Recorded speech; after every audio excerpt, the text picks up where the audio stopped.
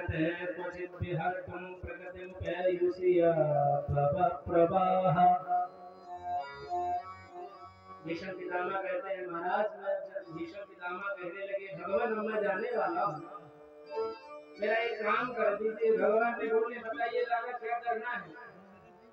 बोले महाराज मेरी एक कन्या है, उसका मैं विवाह करना चाहता हूँ, कोई योग बताइए वर। बोले दादा क्या बोल रहे हैं, आप तो अखंड ब्रह्मचारी हैं, आपकी कन्या कहाँ से आई। बोले महाराज हमारी कन्या भी है। अच्छा इतिमध्य रूप कल्पिता कृष्ण, कौन सी कन्या है महाराज, भाई है क्या कोई जुगाड़। बोले हाँ व्यवस्था। कहाँ है आपकी कन्या। बोले इतिमति रूपकल्पिता कृष्ण, इति माने ये, मति माने बुद्धि, बुद्धि रूपी कन्या है, बड़ी सुंदर है, वितृष्णा कोई तृष्णा नहीं है। इस बुद्धि रूपी कन्या का मैं विवाह आपसे करना चाहता हूँ। क्यों। प्रकृति मुखे युष्यत भाव प्रवाह, केवल आप ही दैविक दैहिक भौतिक त्रिकाला बाधित तापों से बचे हुए हैं, आपसे ही सारा विनिमय है। मैं अपनी कन्या का विवाह करना चाहता हूँ, आपके चरणों का ध्यान करना चाहता हूँ, आपकी भक्ति में ही सराबोर रहना चाहता हूँ, बस यही मेरी अंतिम इच्छा है। भगवान ने अभय मुद्रा दी। उतने में ही महाराज उत्तरायण का समय आया। उत्तरायण में ही जैसे ही भीष्म पितामह ने अपने देह का त्याग किया और देखते देखते भगवान के चरणारविंदों में वह ज्योति विलीन हो गई। प्रभक्त वत्सल भगवान की जय। भीष्म पितामह चले गए। त्रिशूल जी को याद दिलाया महाराज मैंने प्रश्न किया था कि राजा परीक्षित को 7 दिन सुखदेव जी ने कैसे कथा सुनाया। मैंने सुना है कि सुखताल में यह कथा हुई थी। तो बताने लगे कि महाराज एक दिन द्वारिका चले गए, भगवान अर्जुन भी साथ गया और भगवान का वहां पर अनेक लीलाएं संपन्न करके अपने धाम को चले गए। धाम कहीं नहीं गए, पुराणाचार्य कहते हैं अलग अलग प्रवक्ता अलग अलग विद्वान कहते हैं भगवान यहाँ गए भगवान वहां गए, लेकिन स्पष्ट भागवत में लिखा है तेने अम्मामयी मूर्ति प्रक्षावर्तते हरे। ये श्रीमद् भागवत की जो संहिता है ये साक्षात वह भागवत की कुंज ज्योति भगवान की थी, इसी भागवत में आकर समाहित हो गई। भागवत जी के प्रत्येक 18,000 श्लोक जो काले काले हैं श्यामल श्लोक है और इस श्लोकों के रूप में भगवान का अभिनय। इधर महाराज युधिष्ठिर जी को कुछ अच्छा नहीं लग रहा, अब शकुन होने लगा है। मंदिर में देव मूर्तियों के दर्शन करने जा रहे हैं तो मंदिरों में मूर्तियां रो रही हैं, अश्रु आ रहे हैं। आजकल भी फेसबुक यूट्यूब में खूब चल रहा है कि देवी अगर मूर्तियां रो रही हो तो लोग बहुत अच्छा मानते हैं। ये कलयुग का प्रभाव है या अपराध है, ये अच्छाई नहीं है कि आप लोग कोई देवता दूध पीने लगे तो लोग और जाते हैं बढ़िया, कोई कहेगा ये फलाने गाय का, कोई कहेगा ये गैया का, कोई अच्छी बात नहीं है। ये कलयुग के दोष है। और क्या देखा कलयुग को, अब जैसे ही गैयों के दर्शन करने महाराज जाते हैं तो बछिया का दूध गैया पी रही है। साधु महापुरुषों के तिलक भूषण नहीं दिखाई दे रहे, मंगलमय गीत नहीं सुनाई दे रहे, प्रकृति को मलाई हुई है। ऐसा लग रहा था कि इस ब्रह्मांड का सर्व कुछ भीष्म पितामह की तो चले ही गए थे। भीष्म से पूछा कि 7 महीना हो गए, अर्जुन साथ में गया था, अभी तक आया नहीं, कोई समाचार आया हो तो बता दीजिए।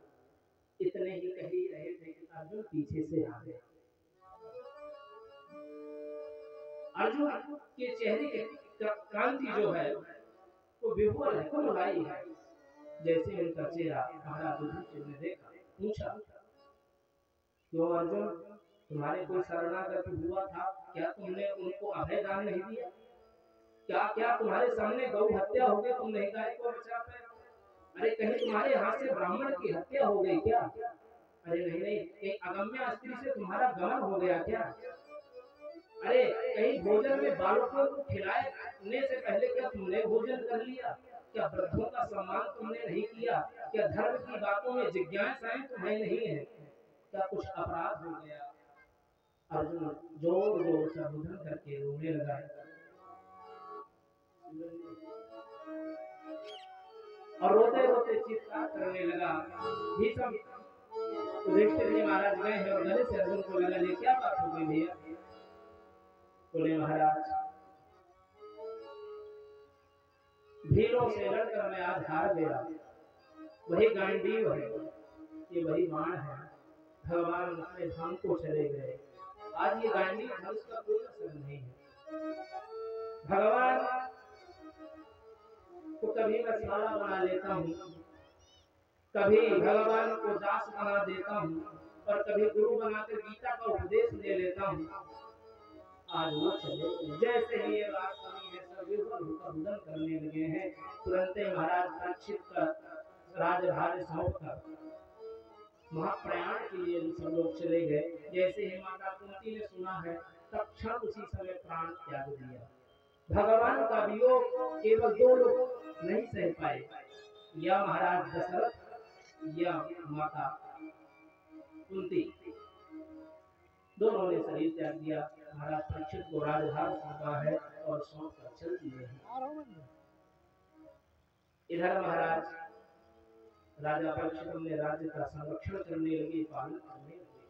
सनई सनई एक दिन अपने मंत्री को अपने राज्य का भ्रमण कर रहे थे। वहां उन्होंने एक अटपटा दृश्य देखा। क्या देखा?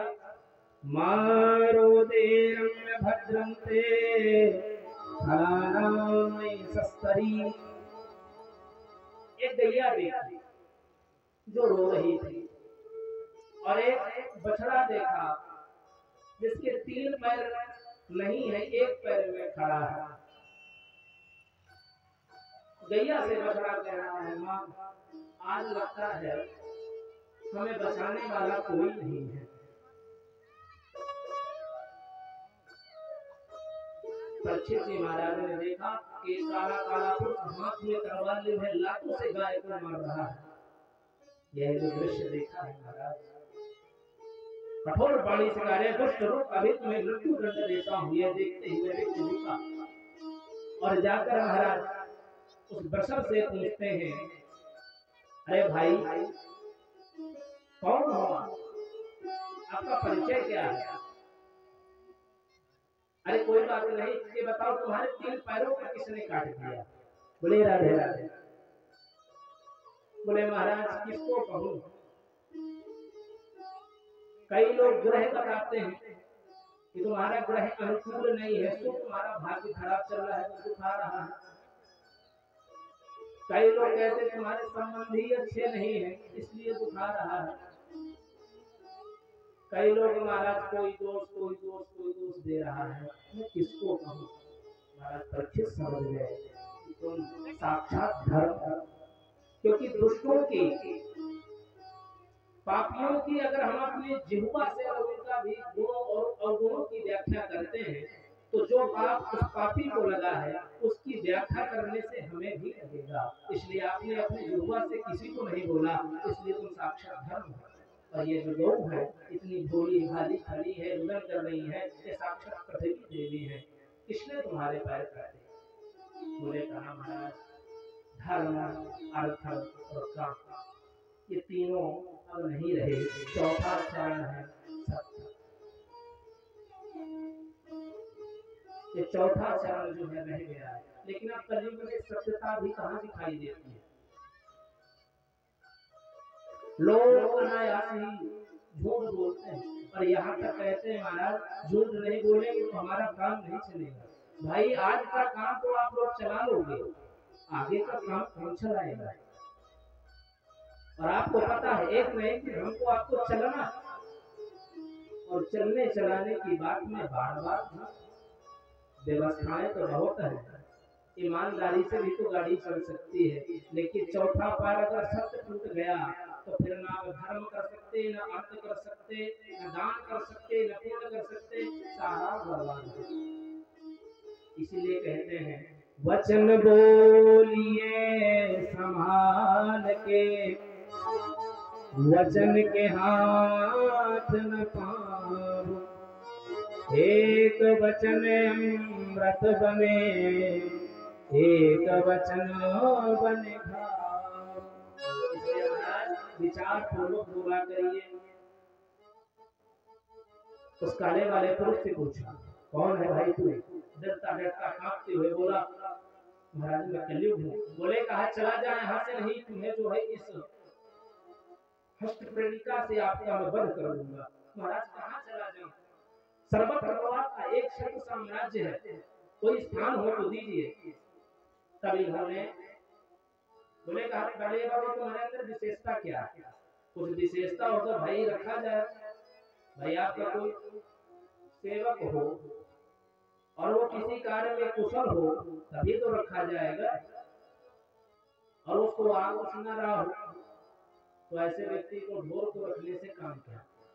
तो इसने कहा महाराज मेरे अंदर अनेकों बुराइयां हैं, लेकिन एक बहुत अच्छा मेरे अंदर गुण है। कौन सा गुण है?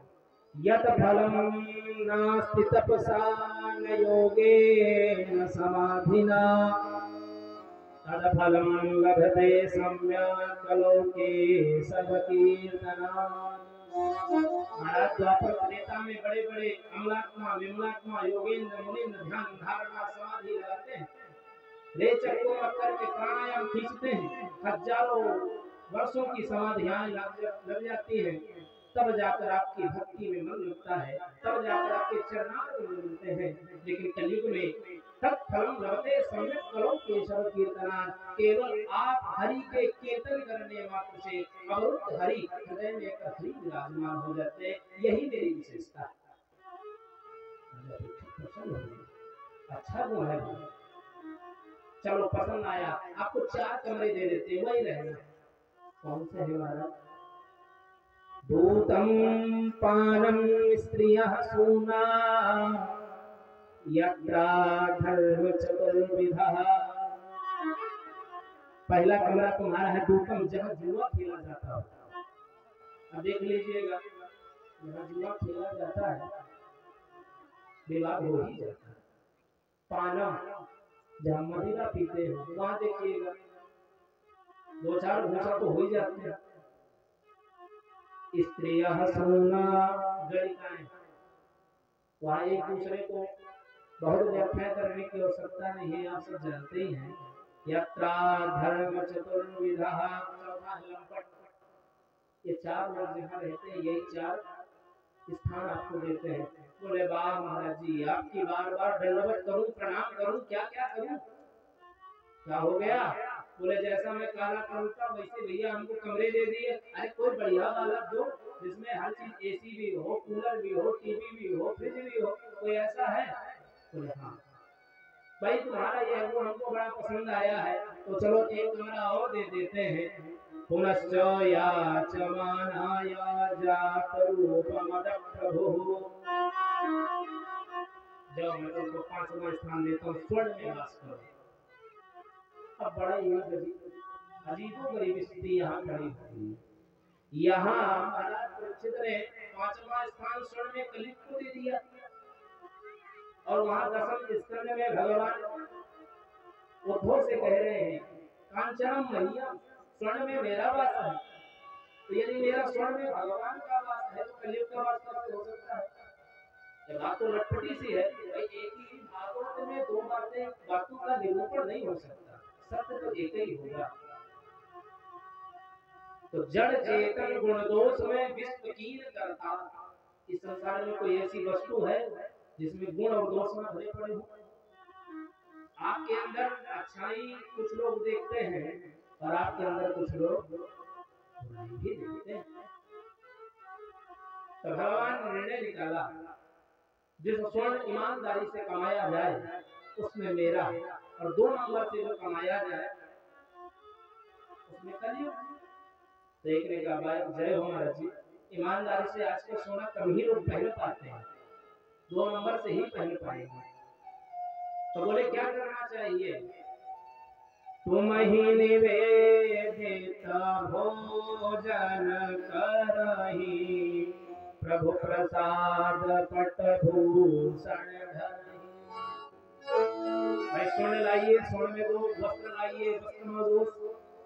आप लोग जब पूजन आदि करते होंगे तो बताते हैं कि बाजार से एकाएक लाया हुआ वस्त्र नहीं पहना जाता है, उसको लाइए, धुलिए और रजत माने धोबी आदि से बचाइए, तभी आप धर्म कार्य को करने में कुशल हो सकते हैं। तो ऐसी कोई वस्तु नहीं है, लेकिन तुम ही निवेदित भोजन करही। यदि भगवान को समर्पित करके अगर उसको उपभोग किया जाए तो उसका दोष चला जाता है। यहाँ पर महाराज अनेकों बातें कही और अत्रि वशिष्ठ च्यवन स्वरद्वारी नेमिर भृगुन विराश्य पराशरो गादि सुरोषरामो तथ इंद्र प्रवदेत देमात्मनः। राजा परीक्षित गंगा एक दिन अभय दान देकर चले गए, कलयुग को स्थान दे दिया, धर्म का आश्वासन दे दिया।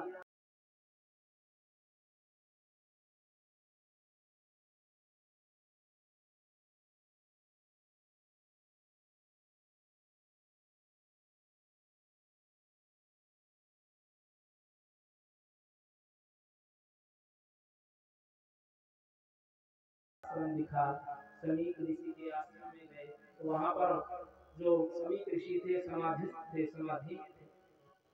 उनको देखते ही महाराज बोले, हे महात्मा, यदि आपके कुटिया में जल की व्यवस्था हो तो जल पान कराइए। लेकिन वो महात्मा तो समाधिस्थ थे, उन्हें अपने देह के आत्मा का सुध नहीं था। भाई योग ऐसे ही होता है, समाधि ऐसे ही होती है, पूजा ऐसे ही होती है। जब आप पूजा करने बैठे तो अपने शरीर की सुध बुध भूल जाए, उसी को पूजा कहते हैं। अब कई लोग ऐसे होते हैं महाराज पूजा करने में कि ओम जय जगदीश हरे, जय जगदीश आपकी जय हो, उधर कहते हैं भैया 5 रुपया वाला सामान दियो, 10 वाला मत दे दियो। ऐसे तो पूजा नहीं होगी। पूजा ये होती है भैया समय निकालिए और समय निकालकर 5-6 मिनट गृहस्थ जीवन में बड़ी विघ्न होती है, 5 मिनट भी अच्छे से भगवान की पूजा करेंगे। सभी कृषि से कहा, भूखे बैठे हो, कहीं तुम्हें उठकर मुझे पानी ना पिलाना पड़े, कहीं मुझे नमस्कार ना करना पड़े। क्रोधित हो गए, अभी तुम्हें सबक सिखाता हूँ। बाण निकाला, बाण के अग्रभाग में तुम्हारा सर्प पड़ा था, उठाकर सभी ऋषि के गले में लपेट दिया और लपेटने के बाद उन्हें कहा, जाओ जैसा किया वैसा करो। देखिए महात्मा भी ईमानदार और उनकी समाधि भी ईमानदार नहीं खुली। रोते रोते जैसे उनके शिष्यों ने देखा, राजा परीक्षित चले आए और रोते रोते उनके पुत्र श्रृंगी को जाकर बताया। वह उस समय नदी में स्नान कर रहा था, जैसे ही सुना कि पांडवों का वंशधारी महाराज परीक्षित अपराध कर दिया, मेरे पिता का रुदन करने लगा, इतना रुदन करने लगा है, उसी कोसी नदी में महाराज श्राप दे दिया है। इति लंघित मर्यादम तक्षका सप्तमे हनि धरंक्षति स्म कुलांगारं मोदितो मे तद्द्रुहम्। अरे कुलांगार, तुम्हारे जितने भी पूर्वज रहे हैं सभी ब्राह्मणों की चरण रज को माथे में धारण किया, तुम जैसा दुष्ट मेरे पिता महात्मा ऋषि का अपराध कर दिया। जाओ, जिस सर्प ने तुमने हमारे पिता का अपराध किया है, यही सर्प तुम्हें कल रक्षक के रूप में 7वें दिन डसेगा। जैसे महाराज ने श्राप दिया है, प्रकृति आह्लादित जो प्रसन्न थी वह बिल्कुल झुरमुरा गई है। अब रोते रोते कोसी नदी से निकलकर समीक ऋषि के श्रृंगी आए, पिता को देखा है दशा, एक चीख चीख कर रोने लगे हैं। समीक ऋषि की समाधि खुली और वह जो मरा हुआ सर्प था उसे निकाल कर दूर फेंक दिया, कोई असर नहीं। देखिए, अच्छे लोगों और अच्छे महापुरुषों का स्वभाव भी यही होता है। माला पहना दो तो बढ़िया, ना पहनाओ तो बढ़िया, 56 व्यंजन पवा दो तो बढ़िया, ना पवाओ तो बड़ी है, क्योंकि मान बड़ाई की जो लपट है बड़ी खतरनाक होती है महाराज। मान बड़ाई जब से आई तब से किस्मत फूटी, और भैया भैया बाजन लागे राम लगन से छूटी। इसलिए मान बड़ाई के चक्कर में ना पड़िए। अब यहाँ पे एक शंका और प्रकट होती है। भाई जब राजा परीक्षित आए जोर जोर से चिल्लाए कि जलपान कराओ, तब आपने नेत्र नहीं खोला, लेकिन जैसे ही आपका पुत्र आता है आप नेत्र खोल देते हो। ऐसा क्यों? इसका मतलब क्या वास्तव में आपकी समाधि झूठी है? देखने में तो ऐसे ही लग रहा है। तो श्री सुखदेव जी कहते हैं नहीं ऐसा नहीं है। बात ऐसी है कि जिस भगवान की दिव्य आभा प्रभाव की तेज कुंज का ध्यान कर रहे थे, वह पुत्र के श्राप देने से वो जो छवि थी वह विलीन हो गई। कैसे? बोले कहा जैसे जल में कोई हाथ मार दे और आपकी फोटो, आपका जो चेहरा वो हिलने लगे, ऐसी महात्मा के हृदय में विराजमान छवि अदृश्य होने लगी। तो विभोर होकर नेत्र खोला, यही निरूपण होगा ना। नहीं फिर शंका हो जाएगी, आशंका हो जाएगी तो फिर अपराध हो जाएगी। बोलिए राधे राधे। तो यहाँ पर महाराज समीक ऋषि ने तुरंत अपने शिष्यों को भेजा, जाओ महाराज को जाकर बता दो कि आपको मेरे पुत्र अबोध बालक ने श्राप दे दिया है, उन्हें क्षमा करें और अपने मुक्ति का उपाय सोचें। फिर महाराज क्या था, जाकर जैसे ही बताया परीक्षित जी को, परीक्षित जी सचेत हो गए। भाई मैंने अपराध तो किया है और ठीक बात है, मैंने ब्राह्मणों का अपराध किया, संत का अपराध किया है, तो मुझे यह दंड मिलना उचित है, मिलना चाहिए। फिर क्या था, सीधा सुल्तान चले गए हैं गंगा के द्वार पर और वहीं पर जाकर ये बैठ गए। विचार आता है कि जब 7वें दिन मरने वाले हैं तो वृंदावन क्या दूर था, वृंदावन भी जा सकते, नैमिषारण्य भी जा सकते थे, इलाहाबाद भी जा सकते, ये क्या तीर्थ नहीं है? सुल्तान ही क्यों गए? तो लिखा हुआ है गंगा द्वार समीपे तू, बोले कहा कि यदि कोई मिल गया महापुरुष तुमसे पूछ लूंगा कि मरने वाले का क्या धर्म है, तो बात बन जाएगी। और यदि ना मिले तो क्या करूंगा? तो सर्व पाप हरति गंगा, सारे पापों को भरने वाली गंगा बह रही है, गंगा में अपने शरीर को छोड़ दूंगी, मेरी वैसे मुक्ति हो जाएगी। इसलिए सुल्तान वहां गए और जैसे ही सब ऋषियों को पता चला महाराज परीक्षित आए हैं, तो दौड़े दौड़े ऋषि लोग आए। कौन कौन आया? अत्रे वसिष्ठस्य वरस्य गौतमा नरिष्ठनेमिर्भृगुरङ्गिराश्च कारासरोगाधिसुतोऽथनामा उतत्थ इन्द्रप्रमवेद्य बाहु। महाराज अत्रि वशिष्ठ पाराशर भृगु परशुराम विश्वामित्र आदि जितने बड़े बड़े महात्मा थे सब आए। सबसे पूछा महाराज मेरी मुक्ति का उपाय बता दीजिए, मरने वाले का क्या धर्म है? पाराशर जी भी विराजमान है, व्यास जी के पिताजी, लेकिन वो भी नहीं बता पा रहे क्या करना चाहिए। एक दूसरे का मुख देख रहे हैं ऋषि महर्षि, चिंता में पड़ गए क्या हो गया। तब सामने से देखा कि एक महापुरुष 16 साल का एक बालक जिसके हृदय में कौपीन तक नहीं है, लंगोटी का एक टुकड़ा भी नहीं है, जैसे ही देखा महात्मा ने उनको प्रणाम करने लगे। वो छवि कैसी थी? तत्रा भवद भगवान व्यास पुत्र यद्रक्षयागामटमानो नपेक्षः अलाक्षलिंगो निजलाभतुष्टो मृतस्य बालैरवधूतधीशः। व्यास जी कह रहे हैं कोई बालक नहीं आ रहा, तत्रा भवद भगवान, साक्षात भगवान आ रहे हैं। सौनक जी ने पूछा सूची महाराज ये बताइए कौन से भगवान का प्रकट हो गए भाई? भगवद भगवान व्यास पुत्रो, बोले भगवान व्यास के, द्वैपायन व्यास के पुत्र सुखदेव जी प्रकट हो गए। इतने सरल हैं सुखदेव जी, स्त्रियां देखकर मोहित हो जाती हैं उनके स्वरूप को, छोटे छोटे बालक नंगा बाबा के आ गया कहकर पत्थर मारते हैं, लेकिन सुखदेव जी मुस्कुरा रहे हैं, कोई चिंता नहीं है। समस्त वेद वेदांत नए दर्शनों को जो हृदय में क्षण मात्र में उत्कंठित कर दिया हो, ज्ञान भक्ति की त्रिवेणी जिसके हृदय में बहती हो, उस व्यक्ति को मान अपमान का कोई संचय नहीं है। आगे बड़े बड़े महात्मा लोग प्रणाम करने लगे। राजा परीक्षित ने टेढ़ी निगाह से देखा, लगता है कोई बहुत बड़े महापुरुष आ गए। तभी तो इतने 10-10 हजार से तपस्या करने वाले ऋषि इनको प्रणाम करते हैं। तो महाराज अलक्षलिंगो निजलाभतुष्टो, पता चला ये सुखदेव भगवान है। सुखदेव भगवान के चरणों में राजा परीक्षित ने सिर रखकर प्रणाम किया और महाराज उनका पूजन करने लगे हैं। आइए आप हम भी सुखदेव भगवान का पूजन करेंगे। देखिए कल कलश यात्रा ही 6 बजे तक हुई थी, जिसकी वजह से महात्म की कथा नहीं हो पाई। और दोषः प्रदोषः नीयन्ते प्राप्यन्ते लभ्यन्ते धर्मात्मा मोक्षोपाय अनया असवा इति नीति। नीति कहती है जो जैसा सिद्धांत हो उसको वैसे ही करना चाहिए। भाई बुजुर्ग हैं तो बुजुर्गों को यदि आपने प्रणाम किया और रात्रिकालीन आपके घर में रुके तो भोजन की भी व्यवस्था करनी चाहिए, ये धर्म है कि नहीं?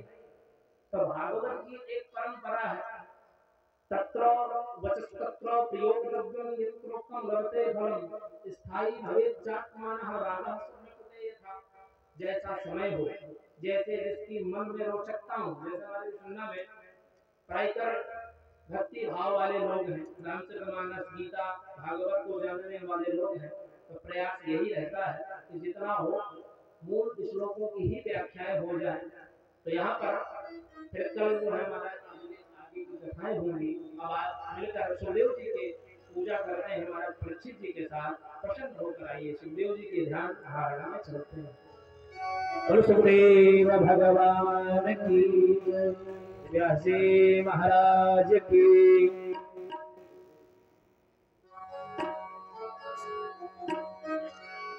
हे मेरे गुरुदेव करुणा सिंधु करुणा कीजिए, धन आधीन असरण शरण में लीजिए। गुरुदेव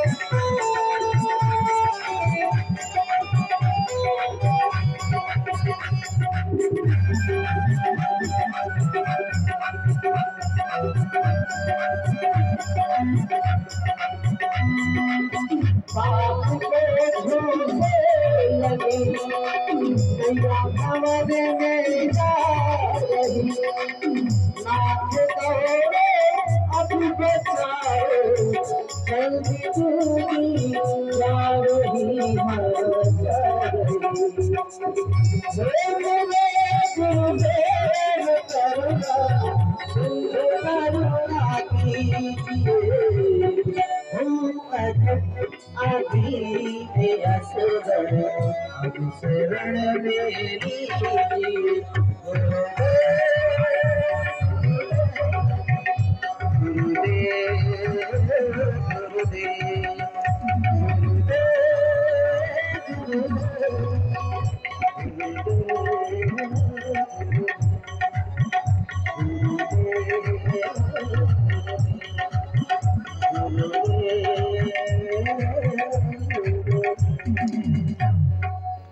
बोलिए गुरुदेव भगवान की जय हो।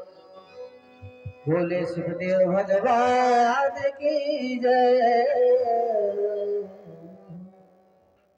श्री बाके बिहारी तेरी आरती बाके बिहारी तेरी आरती गाओ श्री कुंज बिहारी तेरी आरती गाओ बिहारी तेरी आरती गाओ मोर मुकुट तेरे शीश पे सोए मोर मुकुट तेरे शीश पे सोए प्यारी बनसी मेरो मन मोहे प्यारी बनसी मेरा मन मोहे देख छवि बलि आरी में जाओ